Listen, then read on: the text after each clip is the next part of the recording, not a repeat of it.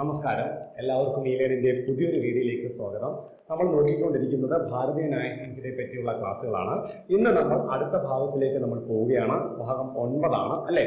അടുത്ത 9ാമത്തെ പാർട്ടിലേക്കാണ് നമ്മൾ കടക്കുന്നത്.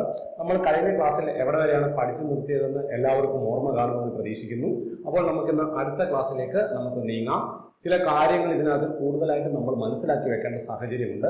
അതായത് നന്നായിട്ട് വായിച്ചു നോക്കിയാൽ മാത്രം മതി എന്നുള്ളതാണ് ഇതിനകത്തിന് സാരം. അപ്പം കൃത്യമായിട്ടുള്ള ചില പോയിന്റുകൾ, കണ്ടന്റുകൾ നിങ്ങൾ എന്ത് ചെയ്യുക, നന്നായിട്ട് തന്നെ മനസ്സിലാക്കി വെക്കുക.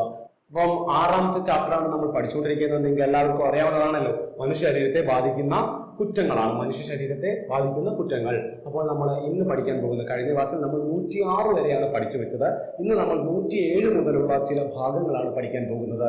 നമുക്ക് നോക്കാം 107-നകത്തിൽ എന്താണ് പറഞ്ഞിരിക്കുന്നത് നമുക്ക് നോക്കാം. 107-നകത്തിൽ പറഞ്ഞിരിക്കുന്നത് നോക്കി, കുട്ടിയുടെയോ ചിത്തഭ്രമം ഉള്ള വ്യക്തിയുടെയോ ആത്മഹത്യക്ക് പ്രേരണ നൽകുന്നത്. അപ്പോൾ ഇവിടെ വരുന്നത് എന്തിനെ പറ്റിയുള്ള സെക്ഷനുകളാണെന്ന് നമുക്ക് മനസ്സിലായി അല്ലെ? ആത്മഹത്യയെ, അതിനുള്ള പ്രേരണകളെ പറ്റിയുള്ള വകുപ്പുകളാണ്, സെക്ഷനുകളാണ് നമുക്ക് ഇന്ന് ഇവിടെ പഠിക്കാൻ പോകുന്നത്. അപ്പോൾ കൃത്യമായിട്ട് ഇത് പഠിച്ചു വെക്കുക. ആത്മഹത്യയെ കുറിച്ച് നമ്മൾ കേൾക്കുന്നതാണ്. ആത്മഹത്യ ശ്രമത്തിലുള്ള കുറെ ആൾക്കാരെ നമ്മൾ അറസ്റ്റ് ചെയ്യുന്നതാണ്. ഇപ്പോൾ കറന്റായിട്ട് നമ്മൾ ഒരു വാർത്ത കണ്ടതാണ് തിരുവനന്തപുരത്ത് അല്ലെ? അപ്പോൾ അതുമായിട്ടൊക്കെ ബന്ധപ്പെട്ട വകുപ്പുകളാണ് നമ്മൾ പഠിക്കുന്നത്. അപ്പോൾ കൃത്യമായിട്ട് നമ്മൾ ഓർത്തു വെച്ചിരിക്കുക. അപ്പോൾ ഇവിടെ വരുന്നത് സെക്ഷൻ 107-നകത്തിൽ പറയുന്നത്, ശ്രദ്ധിച്ചോണം. സെക്ഷൻ 107-നകത്തിൽ പറയുന്നത് കുട്ടിയുടെ ഒരു കുട്ടി എന്ന് പറഞ്ഞാൽ ആരാണ്? 18 വയസ്സിന് താഴെയുള്ള ഒരു വ്യക്തി അല്ലെ? അത് ആണാണോ പെണ്ണാണോ എന്നുള്ളത് വ്യക്തമായിട്ട് നമുക്കറിയാം. അപ്പോൾ ആണും പെണ്ണും എല്ലാവരും ആരാണ്? കുട്ടി തന്നെയാണ്. അപ്പോൾ കുട്ടിയുടെയോ ചിത്തഭ്രമമുള്ള വ്യക്തിയുടെയോ, ചിത്തഭ്രമം എന്ന് പറഞ്ഞു കഴിഞ്ഞാൽ നമുക്കറിയാം അൺസൗണ്ട് മൈൻഡ് എന്ന് നമ്മൾ പഠിച്ചായിരുന്നു അല്ലെ? മാനസികമായിട്ടുള്ള ഭദ്രതയില്ലാതെ, ഉറപ്പില്ലാതെ ആൾക്കാരെയാണ് നമ്മൾ ചിത്തഭ്രമമുള്ള ആൾക്കാരെന്ന് പറയുന്നത്. അവരുടെയോ ആത്മഹത്യക്ക് നയിക്കുന്ന വ്യക്തികൾക്ക് നൽകുന്ന, അല്ലെങ്കിൽ അവരെ ആത്മഹത്യയിലേക്ക് നയിക്കുന്ന പ്രേരണയെ പറ്റി പറയുന്ന സെക്ഷൻ, അത് ഏതാണ്? സെക്ഷൻ 107 കാര്യങ്ങൾ ക്ലിക്കായല്ലോ. സെക്ഷൻ 107 എന്താണെന്നുള്ളത്. അപ്പോൾ നമുക്ക് നോക്കാം അത് എന്താണെന്ന്. കുട്ടിയോ ചിത്തഭ്രമമുള്ള വ്യക്തിയോ ലഹരി പിടിച്ച അവസ്ഥയിലുള്ള വ്യക്തിയോ ആയ ആൾ ആത്മഹത്യ ചെയ്യുകയാണെങ്കിൽ ആത്മഹത്യക്ക് പ്രേരണ നൽകുന്ന ഏതൊരാളും കുറ്റക്കാരനാകുന്നു. ശ്രദ്ധിച്ചോണേ, ഒരു കുട്ടിയോ ചിത്തഭ്രമമുള്ള വ്യക്തിയോ അല്ലെങ്കിൽ ലഹരി പിടിച്ചിരിക്കുന്ന ഒരു വ്യക്തിയോ ആത്മഹത്യയിലേക്ക് നയിക്കുന്ന രീതിയിലുള്ള പ്രേരണകൾ നൽകുന്ന വ്യക്തി എന്തിനർഹനാകുന്നു? ഈ പ്രേരണാ കുറ്റത്തിന് അർഹനാകുന്നു, അല്ലെങ്കിൽ കുറ്റക്കാരനാകുന്നു എന്നാണ് പറയുന്നത്. അപ്പോൾ മനസ്സിലായി കാണും, ഒരു കുട്ടിയെ അതിനെ മാനസികമായിട്ട് തളർത്തി എന്ത് ചെയ്യുന്നു? ആത്മഹത്യയിലേക്ക് നയിക്കുകയാണ്. അത് ആത്മഹത്യ ചെയ്യുന്നു. അതെന്തായി മാറുന്നു? പ്രേരണാ കുറ്റമായിട്ട് മാറുന്നു. കുട്ടിയെ നമുക്കറിയാം, വാളയാർ കേസൊക്കെ നമ്മൾ കണ്ടതാണ്. അപ്പോൾ അത് അതിനകത്തിൽ വരുന്നുണ്ട്. പിന്നെ എന്താണ്? ചിത്തഭ്രമമുള്ള, മാനസികമായിട്ട് വൈകല്യമുള്ള ആളെ എന്ത് ചെയ്യുകയാണ്? ഓരോ കാര്യങ്ങൾ പറഞ്ഞ് വീണ്ടും തളർത്തി, നീ ജീവിച്ചിരുന്നിട്ട് എന്തിനാ കാര്യം എന്നൊക്കെ പറഞ്ഞ് പ്രേരണ നൽകി കൊണ്ടുപോയി ആത്മഹത്യ ചെയ്യിപ്പിക്കുന്നു. അത് എന്താകുന്നതാണ് ഇതിനകത്തിൽ വരുന്നു. പിന്നെ ആരാണ്?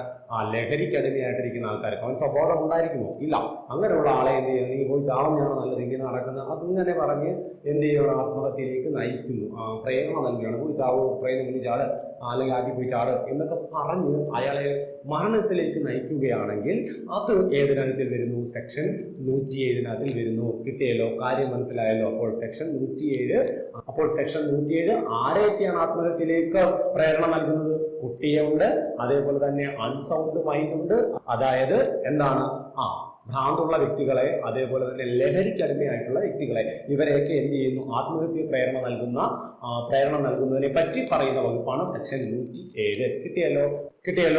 നമുക്ക് നോക്കാം ഇതിനുള്ള ശിക്ഷ. നോക്കിയേ, വധശിക്ഷയോ അല്ലെങ്കിൽ ജീവപര്യന്തം തടവോ അല്ലെങ്കിൽ 10 വർഷം തടവും പിഴയും ലഭിക്കാവുന്ന കുറ്റമാണ്. അപ്പൊ കുട്ടികളെ ഉള്ള കാര്യമേ പറഞ്ഞു. കുട്ടികൾക്ക് എതിരെയുള്ള അതിക്രമത്തിനേക്കാൾ കൂടുതലായിട്ടുള്ള ശിക്ഷ കിട്ടും. അപ്പോൾ അതാണ് വധശിക്ഷ, അല്ലെങ്കിൽ ജീവപര്യന്തം, അല്ലെങ്കിൽ 10 വർഷം വരെ കിട്ടാവുന്ന തടവും പിഴയുമാണ് എന്ന് പറയുന്നു. കൂടാതെ പോലീസിന് എന്ത് ചെയ്യാൻ പറ്റുന്നുണ്ട്? വാറന്റ് കൂടാതെ അറസ്റ്റ് ചെയ്യുവാൻ കഴിയുന്നു. ജാമ്യം അനുവദിക്കാത്ത കുറ്റം കൂടിയാണ്. സെഷൻ കോടതിക്ക് വിചാരണ ചെയ്യാൻ കഴിയുന്നതുമായിട്ടുള്ള കുറ്റമാണ്. അപ്പോൾ ഏത് കോടതിയാണ് ഇത് ഇങ്ങനത്തുള്ള കേസുകൾ കൈകാര്യം ചെയ്യുന്നത്? സെഷൻ കോടതിയാണ് ഇത് കൈകാര്യം ചെയ്യുന്നതെന്ന കാര്യം കൂടെ നമ്മൾ ഓർത്ത് വെച്ചിരിക്കുക. അപ്പോൾ സെക്ഷൻ 107-നെ പറ്റിയുള്ള കാര്യങ്ങളാണ് നമ്മളിവിടെ പറയുന്നത്. ശിക്ഷ എന്താണെന്ന് ഓർത്തിരിക്കുക. മരണശിക്ഷ കിട്ടാൻ സാധ്യതയുണ്ട്, ജീവപര്യന്തം കിട്ടാൻ സാധ്യതയുണ്ട്, അല്ലെങ്കിൽ 10 വർഷം വരെയുള്ള തടവോ പിഴയോ ലഭിക്കാൻ സാധ്യതയുണ്ട് എന്ന് ഓർത്തിരിക്കുക. പോലീസിന് വാറന്റ് കൂടാതെ അറസ്റ്റ് ചെയ്യാൻ കഴിയുന്ന ഒരു വകുപ്പാണിത്. കൂടാതെ സെഷൻ കോടതിക്ക് എന്ത് ചെയ്യാൻ കഴിയുന്നുണ്ട്? ഈ കേസ് നടത്താൻ കഴിയുന്നുണ്ട്. കൂടാതെ പ്രതിക്ക് എന്തും കിട്ടുന്നില്ല, ജാമ്യം നോൺ വെയിലബിൾ ആയിട്ടുള്ള ഒരു വകുപ്പ് കൂടിയാണ് സെക്ഷൻ 107. ഓക്കെ ആണല്ലോ, കിട്ടുന്നുണ്ടല്ലോ. ഓക്കെ, ഇനി നമുക്ക് എന്താണ് നോക്കാം അടുത്തതായിട്ട് പറയുന്നത്. സെക്ഷൻ 108 പറ്റിയാണ് പറയുന്നത്. അപ്പോൾ 107 ആത്മഹത്യക്ക് പ്രേരണ നൽകലായിരുന്നു 3 ആൾക്കാരുടെ. അപ്പോൾ ഇവിടെ വരുമ്പോൾ എന്താണ്? വെറും ആത്മഹത്യക്ക് പ്രേരണ നൽകൽ. ഇവിടെ കുട്ടിയെന്നോ അൺസൗണ്ട് മൈൻഡ് എന്നോ അല്ലെങ്കിൽ ലഹരിക്കടിമയായ വ്യക്തിയെന്നോ ഒന്നും പറഞ്ഞിട്ടില്ല. ഏതൊരു വ്യക്തിയും, അതായത് മറ്റേത് കുട്ടിയാണെങ്കിൽ 107, 18 വയസ്സിന് മുകളിലേക്കുള്ള നല്ല പക്വതയൊക്കെ ഉള്ള ഒരു വ്യക്തി, അങ്ങനെയുള്ള ഒരു വ്യക്തി ആത്മഹത്യ ചെയ്യുന്നു. അപ്പോൾ നമ്മൾ കൂടുതൽ പഠിച്ചു വരുമ്പോൾ നമുക്കറിയാം, ഏതൊരു വ്യക്തി മരണപ്പെട്ടാലും പോലീസ് എന്ത് ചെയ്തിരിക്കണം? അത് കൃത്യമായിട്ട് അന്വേഷിക്കണം എന്നുള്ള ഒരു സെക്ഷനെ പറ്റി നമ്മൾ പഠിക്കും, അല്ലെ? ആ കാര്യം നിങ്ങൾ ഓർത്തിരുന്നു. അത് നിങ്ങൾ പഠിച്ചിട്ടുണ്ടായിരിക്കാം, ഇനി പഠിക്കും ആ ഒരു സെക്ഷൻ ഏതാണെന്നുള്ള കാര്യം. അപ്പോൾ അതേപോലെ തന്നെയാണ് ഇവിടെ പറയുന്നത്. സെക്ഷൻ 108 ആത്മഹത്യക്ക് പ്രേരണ നൽകൽ. എന്താണ് ഇവിടെ സംഭവം? ആത്മഹത്യ ചെയ്യുന്ന ഒരു വ്യക്തി അയാളെ ആരെങ്കിലും പ്രേരണ നൽകിയതാണോ എന്നതിനെ പറ്റി അന്വേഷിക്കുന്നു. അങ്ങനെ ഉണ്ടെങ്കിൽ അവന് നൽകുന്ന ശിക്ഷയാണ് ഏത് സെക്ഷൻ അതിൽ പറയുന്നത്? സെക്ഷൻ 108 പറയുന്നത് എന്ന് ഓർത്തിരിക്കുക. ഏതെങ്കിലും ഒരു വ്യക്തി ആത്മഹത്യ ചെയ്യുകയാണെങ്കിൽ ആത്മഹത്യക്ക് ആരെങ്കിലും പ്രേരണ നൽകിയതാണെങ്കിൽ, കണ്ടോ, ഏതെങ്കിലും ഒരു വ്യക്തി ആത്മഹത്യ ചെയ്യുമ്പോൾ ആത്മഹത്യക്ക് ആരെങ്കിലും പ്രേരണ നൽകി, ഒരാളെ ആത്മഹത്യ ചെയ്യാൻ വേണ്ടി മാനസികമായി ടോർച്ചർ ചെയ്ത് അയാളെ ആത്മഹത്യയിലേക്ക് നയിക്കുന്നു. അങ്ങനെ പ്രേരണ നൽകുകയാണെങ്കിൽ, അപ്പോൾ നമ്മൾ സ്ത്രീധന മരണത്തെ പറ്റി പഠിച്ചിട്ടുണ്ട്. അതും ആത്മഹത്യക്ക് പ്രേരണ നൽകുന്നതിനകത്ത് വരാൻ സാധ്യതയുണ്ട്. പക്ഷേ സ്ത്രീധന മരണം നമ്മൾ കൃത്യമായിട്ട് പഠിച്ചു. വിവാഹത്തിന് 7 വർഷം, അല്ലെ, വിവാഹം കഴിഞ്ഞ് 7 വർഷത്തിനുള്ളിൽ എന്ന് നമ്മൾ പറഞ്ഞായിരുന്നു. അതിനുശേഷമാണെങ്കിൽ എവിടെ വരാം? ആത്മഹത്യക്ക് പ്രേരണ നൽകുന്നതിൽ വരാം. അപ്പോൾ ഇത്രയും കാര്യമാണ് ഓർത്തിരിക്കേണ്ടത്. ഏതെങ്കിലും ഒരു വ്യക്തി ആത്മഹത്യ ചെയ്യുകയാണെങ്കിൽ ആ ആത്മഹത്യ മരണത്തിന് ഏതെങ്കിലും ഒരുത്തൻ അല്ലെങ്കിൽ ഏതെങ്കിലും ഒരു വ്യക്തി പ്രേരണ നൽകിയിട്ടുണ്ടെങ്കിൽ അവർക്കെതിരെയുള്ള വകുപ്പാണ് ഏതെന്ന് പറയുന്നത്? സെക്ഷൻ 108. കിട്ടിയല്ലോ? നോക്കിയേ, ശിക്ഷ എന്താന്ന് നോക്കിയ ശിക്ഷ നന്നായിട്ട് പഠിച്ചു വെച്ചേക്കണേ. 10 വർഷത്തെ തടവും. എത്ര വർഷമാണ്? 10 വർഷത്തെ തടവും പിഴയും കൂടാതെ ജാമ്യം അനുവദിക്കാത്ത കുറ്റം കൂടിയാണ്. അപ്പോൾ നമ്മുടെ കോമൺ സെൻസ് വെച്ച് തന്നെ നമുക്കത് മനസ്സിലാക്കാൻ പറ്റും. ഇതിന് ജാമ്യം അനുവദിക്കും. ജാമ്യം അനുവദിക്കാത്ത കുറ്റം കൂടിയാണ്. സെഷൻ കോടതിയാണ് എന്ത് ചെയ്യുന്നത്? ഈ കേസുകൾ വിചാരണ ചെയ്യുന്നത്. ഓക്കെ ആണേ, കിട്ടിയല്ലോ? അപ്പോൾ അടുത്ത വകുപ്പിലേക്ക് നമുക്ക് പോകാം. എന്താണ് നമുക്ക് അടുത്ത വകുപ്പെന്ന് നോക്കാം. സെക്ഷൻ 109.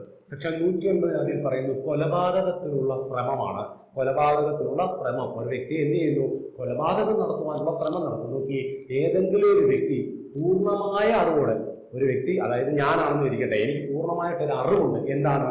ഒരു ഉദ്ദേശത്തോടു കൂടിയും ഒരു കൃത്യം നടത്താൻ ശ്രമിക്കുകയോ കൃത്യം നടത്തുകയോ ചെയ്യുകയാണെങ്കിൽ സെക്ഷൻ 109 പ്രകാരം കൊലപാതകത്തിനുള്ള ശ്രമമാണെന്ന് പറയുന്നു. എനിക്ക് പൂർണ്ണമായിട്ടൊരു അറിവുണ്ട്, ഞാൻ ഈ ചെയ്യുന്ന പ്രവൃത്തി കൊണ്ട് ഇവൻ മരിച്ചു പോകും. ആ അറിവോടുകൂടി അല്ലെങ്കിൽ ആ ഒരു ചെയ്യുന്നത് കൊണ്ട് അവൻ മരണപ്പെടാൻ സാധ്യതയുണ്ട്, ഞാൻ അത് അറ്റംപ്റ്റ് ചെയ്യണം. ആ സാഹചര്യത്തിൽ ആ വ്യക്തി ഒന്ന് മരിച്ചു പോകുന്നു, അല്ലെങ്കിൽ എന്ത് ചെയ്യുന്നു? മരണം സംഭവിക്കുന്നില്ലെങ്കിലും അതെന്തായി? കൊലപാതകത്തിനുള്ള ശ്രമമായി. ഞാൻ എന്ത് ചെയ്തു? ഒരു വലിയ കല്ലെടുത്തോണ്ട് വന്ന് തലയ്ക്ക് ഒരൊറ്റ അടിയടിച്ചപ്പോഴത്തേക്ക് ഇവൻ താഴെ അങ്ങ് പോയി. കൂടുതൽ മരണപ്പെടുമെന്ന് ഞാൻ വിചാരിച്ചു, പക്ഷെ മരണപ്പെട്ടില്ല. എന്നാലും ഏതാണ്? സെക്ഷൻ 180 പ്രകാരം എന്താണ്? കൊലപാതകത്തിനുള്ള ശ്രമമാണ്. മരിച്ചു പോകാൻ പറ്റുന്ന രീതിയിലുള്ള ആ ഒരു അടിയാണ് ആ കൊടുത്തത്. അപ്പോൾ പൂർണ്ണമായ ഒരു കത്തി എടുത്തുകൊണ്ട് ഒരു കുത്തു കൊടുത്തു. അപ്പോൾ കുത്തു കൊടുത്തപ്പോൾ ഞാൻ വിചാരിച്ചു അവൻ മരണപ്പെടുമെന്ന് പറഞ്ഞ് ഞാൻ കുത്തിയിട്ട് ഓടിക്കഴിഞ്ഞപ്പോൾ പുള്ളി മരണപ്പെട്ടില്ല. എന്നാലും എനിക്കെതിരെ എടുക്കുന്ന വകുപ്പ് ഏതാണ്? സെക്ഷൻ 109 എന്താണ്? കൊലപാതകത്തിനുള്ള ശ്രമമാണ്. മനസ്സിലായിട്ടുണ്ടല്ലോ? ഓക്കെ, നമുക്ക് നോക്കാം ഇനി എന്താണ് ഇതിനുള്ള കാര്യങ്ങൾ പറയുന്നത്. കൊലപാതക ശ്രമത്തിനുള്ള ശിക്ഷ ഏതിനകത്തിൽ പറയുന്നു? സെക്ഷൻ 109 പറയുന്നു. ഓർത്തിരിക്കണം, 109 ക്ലോസ് 1 എന്താണ്? കൊലപാതക ശ്രമത്തിനുള്ള ശിക്ഷ.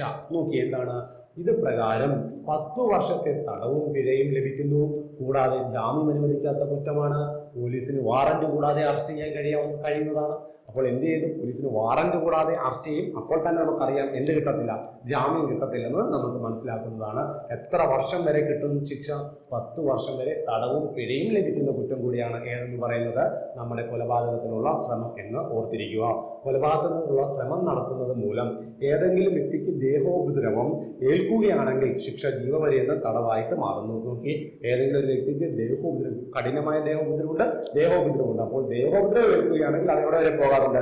ജീവപര്യന്തം തടവ് വരെ പോകാറുണ്ട് എന്നുള്ള ഒരു സാഹചര്യം കൂടെ ഇവിടെ പറയുന്നുണ്ട് എന്ന് നിങ്ങൾ ഓർത്ത് വെച്ചിരിക്കുക. അപ്പോൾ ഇത്രയാണ് ഈ ഒരു കാര്യത്തിനകത്തിൽ പറയുന്നത്.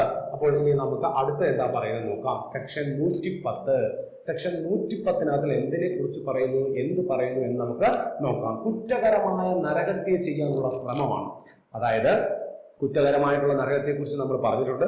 അത് ചെയ്യാനുള്ള ശ്രമമാണ്. ഏതെങ്കിലും കൃത്യം അത് താൻ ഏത് ഉദ്ദേശത്തോടാണോ അതോടുകൂടിയാണോ ചെയ്തതെങ്കിൽ അത് മരണം സംഭവിക്കുകയാണെങ്കിൽ അതിനെയാണ് പറയുന്നത് കുറ്റകരമായിട്ടുള്ള നരകത്യ ചെയ്യാനുള്ള ശ്രമം എന്ന് പറയുന്നത്. അപ്പോൾ എന്ത് ചെയ്തു? ഞാനെന്ന് പറയുന്ന ഒരു വ്യക്തി ഒരു അറിവോടുകൂടി ഒരാളെ എന്ത് ചെയ്യുന്നു? മരിച്ചു പോകുമെന്നുള്ള ഉദ്ദേശത്തോടു കൂടി നമ്മൾ കുത്തുകയാണ്. എന്നിട്ട് അയാൾ മരിച്ചു പോയി, അല്ലെങ്കിൽ മരിച്ചു പോകുന്നില്ല. അങ്ങനത്തുള്ള ഒരു സാഹചര്യം ഉണ്ടെങ്കിൽ അതെന്താണ്? കുറ്റകരമായ നരഹത്യ ചെയ്യാനുള്ള ശ്രമമാണ്. എനിക്ക് പൂർണ്ണമായിട്ടുള്ള ഒരു അറിവുണ്ട്. ആ അറിവോടുകൂടി ഞാൻ എന്ത് ചെയ്തു? കുറ്റകരമായ നരഹത്യ നമ്മൾ പഠിച്ചതാണ്, ഓർമ്മയുണ്ടല്ലോ. ആ കുറ്റകരമായ നരഹത്യ എന്താണെന്ന് അറിയാമല്ലോ. അതുകൂടെ വെച്ച് ഇതിനെ എന്ത് ചെയ്യുക? ഒന്നുകൂടെ വിശകലനം ചെയ്ത് നിങ്ങൾ നോക്കുക ഈ സെക്ഷൻ. അപ്പോൾ നിങ്ങൾക്ക് കൃത്യമായിട്ട് ഇതിന്റെ കാര്യം മനസ്സിലാവും. അപ്പോൾ ഏതെങ്കിലും കൃത്യം അത് താൻ ഏത് ഉദ്ദേശത്തോടോ കൂടിയാണോ ചെയ്യുന്നത്, ഈ ഉദ്ദേശം എന്നുള്ള വാക്കൊക്കെ അവിടെ വന്നിട്ടുള്ളതാണ്. ഉദ്ദേശത്തോടാണോ അറിവോട് കൂടിയാണോ ചെയ്തതെങ്കിൽ അത് മരണം സംഭവിക്കുകയാണെങ്കിൽ എന്ത് പറയുന്നു? കുറ്റകരമായ നരഹത്യ ചെയ്യാനുള്ള ശ്രമം എന്ന് പറയുന്നു. ശിക്ഷ 3 വർഷത്തെ തടവോ പിഴയോ അല്ലെങ്കിൽ ഇവ രണ്ടും കൂടെ കിട്ടും. അപ്പോൾ ശിക്ഷ ഓർത്തിരുന്നോണം. എത്രയാണ്? 3 വർഷത്തെയാണ്. എത്ര വർഷത്തെയാണ്? 3 വർഷത്തെ തടവും 3 വർഷത്തെ തടവും എന്താണ്? പിഴയുമാണ്. 3 വർഷം തടവും പിഴയും അല്ലെങ്കിൽ ഇവ രണ്ടും ഒരുമിച്ചും കിട്ടാവുന്ന വകുപ്പാണ് എന്ന് ഓർത്തിരിക്കണം. സെക്ഷൻ 110 ക്ലിയർ ആണല്ലോ? ഓക്കെ, ഇനി അടുത്ത വകുപ്പ് നമുക്ക് നോക്കാം എന്താണ് പറയുന്നതെന്ന്. സെക്ഷൻ 111 സംഘടിത കുറ്റകൃത്യം. നമ്മൾ എല്ലാവരും കേട്ടിട്ടുണ്ട് എന്താണ് സംഘടിതം എന്ന്. ഒരു 2-ൽ കൂടുതൽ ആൾക്കാർ ഒരുമിച്ച് കൂടുതലാണല്ലോ നമ്മൾ പറയുന്നത് ഈ സംഘടിതമെന്ന്. നോക്കി, 2ഓ അതിലധികമോ വ്യക്തികൾ ചേർന്ന് ആൾമോഷണം, കവർച്ച, ഭയപ്പെടുത്തിയുള്ള അപഹരണം, കൊലപാതകത്തിനുള്ള കരാർ, സൈബർ കുറ്റകൃത്യങ്ങൾ, ആൾവാണിഭം തുടങ്ങിയ ഏതെങ്കിലും നിയമവിരുദ്ധ പ്രവർത്തനങ്ങൾ ചെയ്യുന്നതിനെയാണ് സംഘടിത കുറ്റകൃത്യം എന്ന് പറയുന്നത്. ഓക്കെ ആണല്ലോ? സംഘടിത കുറ്റകൃത്യം 2ഓ അതിലധികമോ ആൾക്കാർ ചേർന്ന്. ഞാൻ ഈ പറഞ്ഞ ഇത്രയും കാര്യങ്ങൾ നിങ്ങൾ നന്നായിട്ട് എഴുതി വെച്ച് പഠിക്കുക. നോക്കിയേ, എന്തൊക്കെയാണെന്ന് നോക്കി. ആൾമോഷണം നമ്മൾ പഠിച്ചിട്ടുണ്ട്. കവർച്ച, എന്താണ് കവർച്ച എന്ന് നമ്മൾ പഠിക്കും. കവർച്ച അറിയാലോ, ഭയപ്പെടുത്തിയുള്ള ആളപഹരണം. ഒരാളെ എന്ത് ചെയ്യുന്നു? ഭയപ്പെടുത്തി തട്ടിക്കൊണ്ടുപോകുന്നു. അടുത്ത് കൊലപാതകത്തിനുള്ള കരാർ, ഇന്നയാളെ കൊല്ലാമെന്ന് ഒരു എഗ്രിമെന്റ് വെക്കുന്നു, അല്ലെ? ഞാൻ വേറൊരാളുടെ കയ്യിലേക്ക് ഒരാളെ കൊല്ലാൻ വേണ്ടിയുള്ള ഒരു കോൺട്രാക്ട് കൊടുക്കുന്നു. അങ്ങനെ ഒന്നോ അധികമോ ആൾക്കാർ ചേർന്ന് നമ്മൾ കൊട്ടേഷൻ എന്നൊക്കെ പറയുന്ന സംഭവം തന്നെ. അപ്പോൾ ആ കൊലപാതകത്തിനുള്ള കരാറ്. സൈബർ കുറ്റകൃത്യങ്ങൾ അറിയാലോ, ഏറ്റവും കവർച്ച, ഒരു ടീമായിട്ടിരുന്ന് ഹാക്കിങ്ങിനെ പറ്റി നമ്മൾ പഠിച്ചതാണല്ലോ IT ആക്ടിനകത്തില്. ആ ഒരു കാര്യം സൈബർ കുറ്റകൃത്യങ്ങൾ. ആൾവാണിഭം, വ്യക്തികളെ അല്ലെങ്കിൽ എന്ത് ചെയ്യുന്നു? വിൽക്കുന്നു, കച്ചവടം ചെയ്യുന്നു, കയറ്റിവിടുന്നു. നമ്മൾ ഇന്നാളിൽ കണ്ടതാണ് റഷ്യയിലേക്ക് കുറെ ആൾക്കാരെ റഷ്യൻ സൈന്യത്തിലേക്കൊക്കെ വേണ്ടി ഇവിടെ നിന്ന് കയറ്റി അയച്ച കാര്യങ്ങളൊക്കെ നമ്മൾ കണ്ടതാണല്ലോ. അപ്പോൾ അത് ആൾവാണിഭം തുടങ്ങിയ ഏതെങ്കിലും നിയമവിരുദ്ധ പ്രവർത്തനങ്ങൾ ചെയ്യുകയാണെങ്കിൽ അതിനെയാണ് സംഘടിത കുറ്റകൃത്യം എന്ന് പറയുന്നത്. അപ്പോൾ ഈ കാര്യം ഓർത്തിരുന്നോണം. അപ്പോൾ 111 എന്താണ്? സംഘടിത കുറ്റകൃത്യമാണ്. ഒരു കൂട്ടം ആൾക്കാർ ചേർന്ന് ചെയ്യുന്ന കുറ്റകൃത്യമാണ്. അപ്പോൾ ഈ ഒരു കാര്യം മറന്നു പോകല്ലേ, സെക്ഷൻ 111. കാരണം ഇനി അടുത്ത സെക്ഷൻ വരുമ്പോൾ എന്താണെന്നുള്ള കാര്യം നിങ്ങൾക്ക് കുറച്ചും കൂടെ അടിസ്ഥാനപരമായിട്ട് മനസ്സിലാവും. ഓക്കെ, സെക്ഷൻ 112 ചെറിയ തോതിലുള്ള സംഘടിത കുറ്റകൃത്യം. ചെറിയ തോതിലെന്ന് പറഞ്ഞു കഴിഞ്ഞാൽ 5ഓ 6ഓ പേര് ഉണ്ടായിരിക്കും, അല്ലെങ്കിൽ വലിയൊരു ഗ്രൂപ്പ് ഉണ്ടായിരിക്കും. ആ ഗ്രൂപ്പിനകത്തിലെ 1ഓ 2ഓ 3ഓ പേര് ചേർന്നോ, അതാണ് ആ പറയുന്നത്. നോക്കി, ഒരു കൂട്ടത്തിലും സംഘത്തിലോ ആയ അംഗമായിരിക്കുമ്പോൾ, കൂട്ടമായോ ഒറ്റയ്ക്കോ മോഷണം, പിടിച്ചുപറി, ചതിക്കൽ, അനധികൃത വാതുവെക്കൽ, പൊതുപരീക്ഷയുടെ ചോദ്യപേപ്പറുകൾ മോഷ്ടിക്കൽ, ഇങ്ങനെയുള്ള പ്രവൃത്തികൾ ചെയ്യുന്ന ഏതൊരു വ്യക്തിയും ചെറിയ തോതിലുള്ള സംഘടിത കുറ്റകൃത്യം ചെയ്യുന്നതായി കണക്കാക്കുന്നു. അപ്പോൾ മറ്റേത് വലിയ ഒരാളെ കൊല്ലാനുള്ള കോൺട്രാക്ട് ഒക്കെയാണ് എടുക്കുന്നത്, അല്ലെ? ഇപ്പോൾ രാജ്യത്തിന്റെ സുരക്ഷയ്ക്ക് തന്നെ വെല്ലുവിളി ഉയർത്തുന്ന കാര്യങ്ങളൊക്കെയാണ് മറ്റവർ ചെയ്യുന്നത്. ഇവിടെ ഒരു വലിയ ഗ്രൂപ്പിൽ അംഗമായിരിക്കുന്ന വ്യക്തികൾ അവർ ഒറ്റയ്ക്ക് ചെയ്യുന്ന ചില കാര്യങ്ങളാണ് കണ്ടോ. അവർ സംഘത്തിലെ അംഗമായിരിക്കുമ്പോൾ കൂട്ടമായ ഒറ്റയ്ക്ക് ചെയ്യാൻ സാധിക്കും, അല്ലെങ്കിൽ ഒരു കൂട്ടമായിട്ട്. അപ്പം ഒരു 10 പേരടങ്ങുന്ന ഒരു കൂട്ടം, അതിനകത്ത് ഒരു 4 പേര് ചേർന്ന് ഒരു കൂട്ടമായിട്ട് മാറും.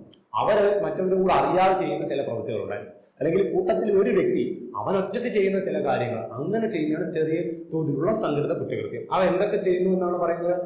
മോഷണം, ചെറിയ ചെറിയ മോഷണങ്ങൾ, പിടിച്ചുപറി, ആരെയും പേഴ്സ് പിടിച്ചു പറിച്ചുകൊണ്ട് പോകുന്നു, അങ്ങനത്തുള്ള കാര്യങ്ങൾ. പിന്നെ ചതിക്കുക, ഒരാളെ വഞ്ചിച്ച് നമ്മളെ എന്ത് ചെയ്യുന്നു, പൈസയൊക്കെ അടിച്ചു മാറ്റിക്കൊണ്ട് പോകുന്നു, വഞ്ചിച്ച് ഞാൻ നോക്കിക്കോളാം എന്നൊക്കെ പറഞ്ഞ് അനധികൃത വാതുവെക്കൽ, അറിയാമല്ലോ വാതുവെക്കൽ കാര്യങ്ങളൊക്കെ കുറിച്ച് നിങ്ങൾക്കറിയാം. ഈ ക്രിക്കറ്റ് കളിയുമായിട്ടൊക്കെ ബന്ധപ്പെട്ട IPL വാതുവെക്കൽ നിങ്ങൾ കേട്ടാണ്. പൊതുപരീക്ഷാ ചോദ്യപേപ്പറുകൾ മോഷ്ടിക്കുന്നു. നിലവിൽ നിങ്ങൾ കണ്ടുകൊണ്ടിരിക്കുന്ന ഒരു വാർത്തയുമായിട്ട് ബന്ധപ്പെട്ട കാര്യങ്ങൾ, അല്ലെ? പൊതുപരീക്ഷാ ചോദ്യപേപ്പറുകൾ മോഷ്ടിച്ച് അതിനെ പറ്റിയുള്ള വലിയ വാർത്തകൾ, അല്ലെ? ഈ ഒരു സാഹചര്യത്തിൽ നമ്മൾ കണ്ടുകൊണ്ടിരിക്കുന്നതാണ്. അതിന്റെ കേസ് നടക്കുകയാണ്, കാര്യങ്ങളെല്ലാം നിങ്ങൾ കാണുന്നുമുണ്ട്. അപ്പോൾ ആ ഒരു കാര്യം അങ്ങനെയൊക്കെ ചെയ്യുന്നു, ചോർത്തൽ, ഇങ്ങനെയുള്ള പ്രവൃത്തികൾ ചെയ്യുന്ന ഏതൊരു വ്യക്തിയും പറയുന്നു, ചെറിയ തോതിലുള്ള സംഘടിത കുറ്റകൃത്യം ചെയ്തു എന്ന് പറയുന്നു. കൂടാതെ എന്തൊക്കെ പറയുന്നു? വാഹനങ്ങളിൽ നിന്നുള്ള മോഷണം, ടൂറിസ്റ്റ് ബസ്സിൽ കയറി അതിനകത്തിലിരിക്കുന്ന സ്പീക്കറുകളും മറ്റു കാര്യങ്ങളും അടിച്ചുകൊണ്ട് പോകുന്നു, അല്ലെങ്കിൽ ബസ്സിന്റെ ബാറ്ററി മോഷ്ടിച്ചുകൊണ്ട് പോകുന്നു, എവിടെയെങ്കിലും നിർത്തിയിട്ടിരിക്കുന്ന ലോറി അതിന്റെ ഡീസൽ ടാങ്കിൽ നിന്ന് ഡീസൽ അടിച്ചു മാറ്റിക്കൊണ്ട് പോകുന്നു. ആ ഒരു കാര്യം. ബിസിനസ് സ്ഥാപനങ്ങളിൽ നിന്നുള്ള മോഷണം, മറ്റു കച്ചവട സ്ഥാപനങ്ങളിൽ നിന്ന് എന്തെങ്കിലും മോഷ്ടിച്ചുകൊണ്ട് പോകുന്നു. അതിപ്പോൾ ഞാൻ എന്ത് ചെയ്യുന്നു, പോയിട്ട് നടത്തുന്ന എൻ്റെ കടയിൽ നിന്നും വേറെ ആൾക്കാർ വന്ന് കുറെ കാര്യങ്ങൾ എടുത്തുകൊണ്ട് പോകുന്നു. പോക്കറ്റ് അടി, അറിയാലോ, ബസ്സിനകത്ത് കയറി പോക്കറ്റ് അടിക്കുന്നു, ട്രെയിനിൽ കയറി പോക്കറ്റ് അടിക്കുന്നു. ATM കവർച്ച എല്ലാവർക്കും അറിയാവുന്ന കാര്യമാണ്. കടകളിൽ നിന്നുള്ള മോഷണം എന്നിവ ഇതിനകത്ത് എന്ത് ചെയ്തിരിക്കുന്നു, ഉൾപ്പെടുത്തിയിരിക്കുന്നു. ഇനി നോക്കി, ഇങ്ങനെ ചെയ്യുന്ന ഏതൊരു വ്യക്തിക്കും 1 വർഷത്തിൽ കുറയാത്തതും എന്നാൽ 7 വർഷത്തോളം ആകുന്നതും ആയ തടവിനും പിഴയ്ക്കും അർഹനാകുന്നു. ശിക്ഷ വളരെ പ്രധാനപ്പെട്ടതാണ്. 1 വർഷം മിനിമമാണ്, മിനിമം 1 വർഷം, മാക്സിമം എത്ര വർഷമാണ്? 7 വർഷം വരെ എന്ത് കിട്ടുന്നു? തടവും കിട്ടുന്നു. മിനിമം 1 വർഷം, മാക്സിമം എത്രയാണ്? 7 വർഷം വരെ എന്ത് കിട്ടുന്നു? തടവ് ശിക്ഷ ലഭിക്കുന്നു. പിന്നെ എന്താണ്? പിഴയും ലഭിക്കുന്നു. തടവും പിഴയും ലഭിക്കുന്നു എന്നുള്ള കാര്യം ഓർത്തു വെച്ചിരിക്കുക. കാര്യം മനസ്സിലായിട്ടുണ്ടല്ലോ? അപ്പോൾ ഓക്കെ. അപ്പോൾ ഇതാണ് ഇവിടെ പറയുന്നത് ചെറിയ തോതിലുള്ള സംഘടിത കവർച്ച അല്ലെങ്കിൽ കുറ്റകൃത്യത്തെ കുറിച്ച് പറയുന്നത്. ഇനി നമുക്ക് അടുത്ത സെക്ഷൻ എന്താണെന്ന് നമുക്ക് നോക്കാം. നോക്കിയേ, സെക്ഷൻ 113 തീവ്രവാദ പ്രവർത്തനം. അപ്പോൾ ഞാൻ അതിനെപ്പറ്റി പറയേണ്ട ആവശ്യമില്ല, നിങ്ങൾക്ക് എന്തായാലും നന്നായിട്ട് കാര്യങ്ങൾ മനസ്സിലാവും. പക്ഷെ ഇത് നോക്കിയേ, നിങ്ങൾ വൃത്തമായിട്ടൊന്ന് വായിച്ചു വെച്ചിരിക്കണം. രാജ്യത്തിന്റെ ഐക്യം, അഖണ്ഡത, സുരക്ഷ, പരമാധികാരം, സാമ്പത്തിക ഭദ്രത എന്നിവയെ ഭീഷണിപ്പെടുത്തുന്നതോ ഭീഷണിപ്പെടുത്താൻ സാധ്യതയുള്ളതോ ആയ ഏതെങ്കിലും പ്രവൃത്തി ചെയ്യുകയോ അല്ലെങ്കിൽ ഇന്ത്യയിലോ മറ്റു വിദേശ രാജ്യങ്ങളിലോ ജനങ്ങളുടെ ഇടയിൽ ഭീകരത ഉണ്ടാക്കാൻ സാധ്യതയുള്ള ഏതെങ്കിലും പ്രവൃത്തികൾ ചെയ്യുന്നതോ എന്തായിട്ട് പറയുന്നു? തീവ്രവാദ പ്രവർത്തനം. ഓക്കെ, രാജ്യത്തിന്റെ ഐക്യം, അഖണ്ഡത, സുരക്ഷ. നമ്മുടെ ഇന്ത്യ എന്ന് പറയുന്ന രാജ്യത്തിന്റെ നമ്മൾ IT ആക്ട്, സൈബർ ടെററിസം എന്ന് പറഞ്ഞ സമയത്തെ നമ്മൾ ഈ ഒരു വാക്ക് കൃത്യമായിട്ട് പഠിച്ചതാണ്. അപ്പോൾ നോക്കി, ഐക്യം, അഖണ്ഡത, സുരക്ഷ, പരമാധികാരം, സാമ്പത്തിക ഭദ്രത. അപ്പോൾ തന്നെ നമ്മുടെ എക്കണോമിക് സിസ്റ്റം ഇതിനെയൊക്കെ ബാധിക്കുന്ന രീതിയിൽ എന്ത് ചെയ്യുന്നു? എന്തെങ്കിലും പ്രവൃത്തികൾ ചെയ്യുന്നു. അതിനെയാണ് നമ്മൾ എന്ത് പേരിൽ അറിയപ്പെടുന്ന? തീവ്രവാദ പ്രവർത്തനം. കൂടാതെ മറ്റു ചില സാഹചര്യങ്ങൾ എടുത്തു പറയുന്നുണ്ട്. ആ സാഹചര്യങ്ങളിലൂടെ നിങ്ങൾ വായിച്ചു വെച്ചിരിക്കണം. നോക്കിക്കോ, എന്താണ് നോക്കിയേ? ബോംബുകൾ, ഡൈനാമിക്, മറ്റ് സ്ഫോടക വസ്തുക്കൾ, അല്ലെങ്കിൽ കത്തിപ്പിടിക്കാവുന്ന പദാർത്ഥമോ, നിങ്ങൾക്കറിയാം പെട്രോളോ ഡീസൽ അങ്ങനത്തുള്ള സാധനങ്ങളുണ്ടല്ലോ, പെട്ടെന്ന് കത്തിപ്പിടിക്കാവുന്ന പദാർത്ഥമോ, തോക്കുകളോ മറ്റു മാരകമായ ആയുധങ്ങളോ, ഹാനികരമായ വാതകങ്ങളോ. നമുക്കറിയാം വാതകങ്ങൾ, വളരെ ദോഷകരമായിട്ടുള്ള വാതകങ്ങളെ കുറിച്ചൊക്കെ നിങ്ങൾ പഠിച്ചു വെച്ചിട്ടുണ്ട്, അറിയാലോ. നമ്മുടെ ഭോപ്പാൽ ദുരന്തമൊക്കെ നിങ്ങൾക്ക് അറിയാലോ. ഹാനികരമായ വാതകങ്ങളോ മറ്റു രാസവസ്തുക്കളോ അപകടകര സ്വഭാവമുള്ള മറ്റേതെങ്കിലും പദാർത്ഥങ്ങളോ ഉപയോഗിച്ച് നടത്തുന്ന പ്രവർത്തനങ്ങൾ. ഒരുപാട് ആൾക്കാരെ ഉപദ്രവിക്കണം എന്ന ആഗ്രഹത്തോടെ എന്ത് ചെയ്യുന്നു? ഇങ്ങനത്തുള്ള കാര്യങ്ങളൊക്കെ ചെയ്യുന്നാൽ അതെന്താണ്? തീവ്രവാദ പ്രവർത്തനമായിട്ട് വരും എന്നത് ഓർത്തിരിക്കുക. അത് നോക്കി, ഇന്ത്യയിലോ ഏതെങ്കിലും വിദേശ രാജ്യത്തിലെയോ ജനങ്ങളുടെ ജീവനും അത്യന്താപേക്ഷിതമായ സേവനങ്ങളുടെയും സാധനങ്ങളുടെയും തടസ്സപ്പെടുത്തൽ അതും ഇതിനകത്തിൽ വരുന്നു എന്ന കാര്യം ഓർത്തിരിക്കുക. നമ്മുടെ രാജ്യത്തോ നമ്മുടെ രാജ്യത്തിന് പുറത്തുള്ള ഏതെങ്കിലും രാജ്യത്തെയോ ജനങ്ങളുടെ ആവശ്യത്തിന് അത്യന്താപേക്ഷിതമായിട്ടുള്ള സേവനങ്ങളോ സാധനങ്ങളോ എന്ത് ചെയ്യുകയാണ്, തടഞ്ഞു വെക്കുകയാണ്. ഇപ്പോൾ വിദ്യാഭ്യാസം അല്ലെങ്കിൽ നമ്മുടെ ഇന്റർനെറ്റ് അങ്ങനത്തെ വളരെ അത്യന്താപേക്ഷിത വെള്ളം, കുടിവെള്ളം നശിപ്പിക്കൽ, അത് കുടിക്കാൻ പറ്റാത്ത ആഹാരം, അങ്ങനത്തുള്ള സാഹചര്യങ്ങൾ തടഞ്ഞു നിർത്തല്. അതേപോലെ ഏതെങ്കിലും വ്യക്തികളുടെയോ മരണം അല്ലെങ്കിൽ ക്ഷതി, ഏതെങ്കിലും പ്രധാനപ്പെട്ട ഒരു വ്യക്തിയെ പിടിച്ചുകൊണ്ട് പോകുന്നു, അയാളെ എന്ത് ചെയ്യുന്നു, കൊന്നു കളയുന്നു, അത് ഇതിനകത്ത് വരുന്നു. വസ്തുക്കൾക്ക് നഷ്ടം അല്ലെങ്കിൽ കേടുപാടുകൾ, നാശം. ഇനി നോക്കിയേ, രാജ്യത്തിന്റെ സാമ്പത്തിക സ്ഥിതിയെ തകർക്കുന്ന രീതിയിലുള്ള കപടാനുകരണം. ഇതാണ് നമ്മൾ തുടക്കത്തിൽ പറഞ്ഞത്. എന്താണ് ആ രാജ്യത്തിന്റെ സാമ്പത്തിക സ്ഥിതിയെ തകർക്കുന്ന രീതിയിലുള്ള കപടാനുകരണം എന്ന് പറഞ്ഞാൽ തന്നെ കള്ള നോട്ട് അടിച്ചിറക്കുക, ഗവൺമെന്റിന്റെ വലിയ സമ്പത്തായിട്ടുള്ള കള്ള നോട്ട് അടിച്ചിറക്കുക. അപ്പോൾ അത് ഇതിനകത്ത് വരും. ഏതെങ്കിലും വ്യക്തിയെ തടങ്കലിൽ വെക്കുകയോ ആൾമോഷണം ചെയ്യുകയോ ആളവകരണം ചെയ്യുകയോ അങ്ങനെയുള്ള വ്യക്തിയെ കൊല്ലുകയോ അയാൾക്ക് പരിക്കുകൾ ഏൽപ്പിക്കുകയോ ചെയ്യുന്നത്. അത് വലിയ പ്രധാനപ്പെട്ട വ്യക്തികളെയൊക്കെ തട്ടിക്കൊണ്ട് പോകത്തില്ലേ, നമ്മുടെ വിമാനം റാഞ്ചൽ എന്നൊക്കെ പറഞ്ഞ് നമ്മൾ കേട്ടിട്ടില്ലേ, വിമാനം റാഞ്ചലൊക്കെ. ഇനി നോക്കിയേ, ഒരു തീവ്രവാദ പ്രവർത്തനം നടത്താൻ അല്ലെങ്കിൽ ഒരു തീവ്രവാദ പ്രവർത്തനത്തിന് തയ്യാറെടുക്കുന്ന ഏതെങ്കിലും പ്രവൃത്തി സുഗമമാക്കുന്നതിന് വേണ്ടി വളരെ പ്രധാനപ്പെട്ട ഒരു പോയിന്റാണ്. ഒരു തീവ്രവാദ പ്രവർത്തനം നടക്കുന്നു എന്ന് നമുക്കറിയാം. ആ പ്രവർത്തനം സുഗമമാക്കാൻ വേണ്ടി, ആ ഒരു കാര്യം പെട്ടെന്ന് നടത്താൻ വേണ്ടി എന്ത് ചെയ്യുന്നു, പ്രേരിപ്പിക്കുകയോ, നിങ്ങൾ ഇങ്ങനെ പെട്ടെന്ന് ചെയ്യണോ, പ്രേരിപ്പിക്കുകയോ ഉപദേശിക്കുകയോ പല കാര്യങ്ങൾ പറഞ്ഞു നൽകുന്നു, ഉത്തേജിപ്പിക്കുകയോ കൂടുതൽ കോൺഫിഡൻസ് നൽകുന്നു ചെയ്യുന്നത് ഏതൊരു വ്യക്തിയും. അങ്ങനെ ചെയ്യുന്ന ഏതൊരു വ്യക്തിയും എന്ത് ചെയ്യുന്നു, കുറ്റക്കാരനാണ്. അവന് കിട്ടുന്ന ശിക്ഷയെ പറ്റി പറയുന്നു 5 വർഷത്തിൽ കുറയാത്തതും എന്നാൽ ജീവപര്യന്തം വരെ ലഭിക്കാവുന്നതുമായിട്ടുള്ള തടവിനും പിഴയ്ക്കും എന്താകുന്നു, അർഹനാകുന്നു എന്നാണ് പറയുന്നത്. അപ്പോൾ തീവ്രവാദ പ്രവർത്തനങ്ങൾ വളരെ പ്രധാനപ്പെട്ട ഒരു ഭാഗമായിട്ടാണ് നമ്മളിവിടെ പറയുന്നത്. അപ്പോൾ ആ ഒരു ഭാഗത്ത് നിന്ന് കുറേ കാര്യങ്ങൾ നിങ്ങൾ പഠിച്ചു വെക്കുക. ഇനി അടുത്ത ഒരു പോയിന്റൂടെ നിങ്ങൾ ശ്രദ്ധിക്കുക. തീവ്രവാദ പ്രവർത്തനങ്ങളിൽ പരിശീലനം നൽകുന്നതിനായി ക്യാമ്പുകൾ സംഘടിപ്പിക്കുന്നതിന് കാരണമാവുക. തീവ്രവാദ പ്രവർത്തനം ഏതെങ്കിലും വ്യക്തികളെയോ തിരഞ്ഞെടുക്കുക, റിക്രൂട്ട് ചെയ്യുക. നിങ്ങൾ കണ്ടിട്ടില്ലേ വാർത്തകളൊക്കെ വന്നേ, തീവ്രവാദ പ്രവർത്തനത്തിന് റിക്രൂട്ട്മെന്റ് നടന്നു, തീവ്രവാദ പ്രവർത്തനത്തിന് വേണ്ടിയുള്ള ക്യാമ്പുകൾ സംഘടിപ്പിച്ചു, ക്യാമ്പുകളിൽ നിന്ന് അറസ്റ്റ് ചെയ്തു എന്നൊക്കെ പറയുന്ന വാർത്തകളൊക്കെ കണ്ടിട്ടില്ലേ. അതേപോലെ തിരഞ്ഞെടുക്കുക എന്നിങ്ങനെ ചെയ്യുന്ന വ്യക്തികൾക്ക്, ഇങ്ങനെ ചെയ്യുന്ന ആൾക്കാർക്കും എന്ത് കൊടുക്കാറുണ്ട്, 5 വർഷത്തെയാണ്. എത്ര വർഷമാണ്? 5 വർഷമാണെന്ന് ഓർത്തിരിക്കുക. 5 വർഷത്തിൽ കുറയാത്തതും ജീവപര്യന്തം വരെ ലഭിക്കുന്നതും കൂടാതെ പിഴ ശിക്ഷയ്ക്കും അർഹനാകുന്നു എന്നതാണ് ഇവിടെ പറയുന്നത്. കാര്യം മനസ്സിലായെന്ന് വിചാരിക്കുന്നു. അപ്പോൾ അടുത്തത് നോക്കിയേ, തീവ്രവാദ പ്രവർത്തനങ്ങളിൽ ഏർപ്പെട്ടിരിക്കുന്ന ഒരു സംഘടനയിൽ അംഗമായിട്ടുള്ള ഏതൊരു വ്യക്തിക്കും ജീവപര്യന്തം കാലത്തോളം ആകുന്ന തടവിനും കൂടാതെ പിഴ ശിക്ഷയ്ക്കും അർഹനാകുന്നു. അപ്പൊ തീവ്രവാദ സംഘടനകളുണ്ടല്ലോ, ആ സംഘടനകളിൽ അംഗമായിരിക്കുന്ന വ്യക്തികളെ പിടികൂടി കഴിഞ്ഞാൽ അങ്ങനെയുള്ള ആൾക്കാർക്ക് കിട്ടുന്നതാണ് എന്ത്, അംഗമായിട്ടുള്ള ഏതൊരു വ്യക്തി ജീവപര്യന്തം കാലത്തോളമാകുന്ന തടവിനും കൂടാതെ പിഴ ശിക്ഷയ്ക്കും അർഹനാകുന്നു എന്ന് ഓർത്തിരിക്കുക. തീവ്രവാദ പ്രവർത്തനം ചെയ്യുന്ന വ്യക്തികളെ സംരക്ഷിക്കുന്ന വ്യക്തികൾക്ക് 3 വർഷത്തിൽ കുറയാത്തതും ജീവപര്യന്തം വരെ തടവും ലഭ്യമാകുന്നു. അപ്പോൾ തീവ്രവാദ പ്രവർത്തനം ചെയ്യുന്ന വ്യക്തിയാണ് എന്ന് മനസ്സിലാക്കിക്കൊണ്ട് അവന് സംരക്ഷണം നൽകുന്ന വ്യക്തിയും വെറുതെ വിടത്തില്ല, അവനും കിട്ടും 3 വർഷം മുതൽ വരെ ജീവപര്യന്തം വരെ തടവ് ലഭിക്കുന്നു എന്ന കാര്യങ്ങൾ നിങ്ങൾ ഓർത്തു വെച്ചിരിക്കുക. അപ്പോൾ നമ്മൾ ഇന്ന് പഠിച്ചത് വളരെ പ്രധാനപ്പെട്ട ഒരു ഭാഗത്തിലൂടെയായിരുന്നു. ആത്മഹത്യക്കുള്ള പ്രേരണയെ പറ്റി പഠിച്ചിട്ടുണ്ട്. അതേപോലെ തന്നെ കുട്ടികൾ ആത്മഹത്യ ചെയ്യുകയാണെങ്കിൽ അതിന് പ്രേരണ നൽകിയതിനെ പറ്റി പഠിക്കുന്നുണ്ട്. അപ്പോൾ ഇങ്ങനെ ഇന്ന് നമ്മൾ പഠിച്ചത് ചെറിയൊരു ഭാഗമാണെങ്കിലും തീവ്രവാദ പ്രവർത്തനങ്ങളൊക്കെ അതിനകത്തിൽ വന്നു. അപ്പോൾ ഇതൊക്കെ നിങ്ങൾ നന്നായിട്ട് പഠിച്ചു വെക്കുക. ഇതിന്റെ വകുപ്പുകളും ശിക്ഷകളും എന്താണെന്ന് നന്നായിട്ട് പഠിച്ചു വെക്കുക. നമുക്ക് അടുത്ത ക്ലാസ്സിൽ അടുത്ത ഭാഗം കൂടെ നമുക്ക് ചർച്ച ചെയ്യാവുന്നതാണ്. അപ്പോൾ ഇന്ന് തന്നെ ഇത് പഠിക്കുക, കൃത്യമായിട്ട് ഫോളോ അപ്പ് ചെയ്ത് പോവുക. നിങ്ങളുടെ ക്ലാസ്സുകൾ നിങ്ങൾ പഠിച്ച ഇത്രയും കാര്യങ്ങൾ പഠിച്ചത് നിങ്ങൾ റിവിഷൻ ചെയ്ത് തന്നെ പോകുക. അടുത്ത ക്ലാസ്സിൽ കാണാം.